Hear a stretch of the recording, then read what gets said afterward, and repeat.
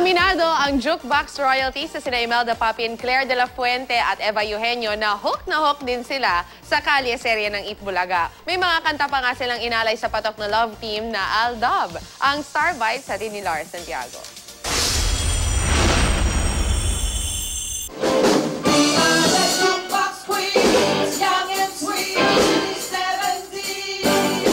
Ganadong-ganado sa pag-rehearse ang jukebox queens na sina Imelda Papin, Claire de la Fuente at Eva Eugenio. Nakakahawa ang kanilang saya habang nag-iensayo para sa kanilang shows. Mga songs of the 70s, 80s, at saka po yung mga bago din.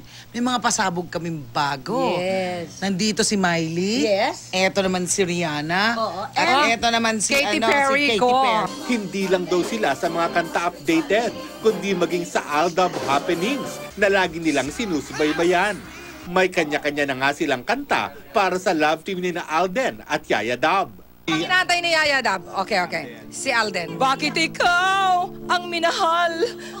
Bakit ikaw ang kailangan ng aking puso? Bakit ikaw mahal? I'll dub you. Ni Alden, kay Yaya Dab. Something in your eyes I see is all I've ever wanted. Di ba laki naman to nun? Something in your smile for me is calling out my name. Ito naman ay handog ko kay Alden from Yaya Dab. Ano ang gagawin kapag wala ka na?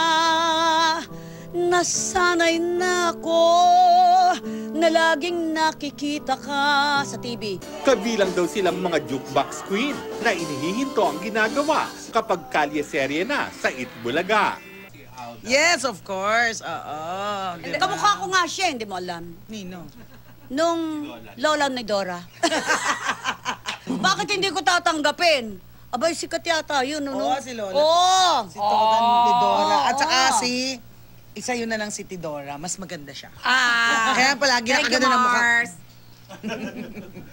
At tila papangatawanan na ni Eva ang pagiging lola ni Dora. Babala. Asawa ni Babalo. Lola ni Dora.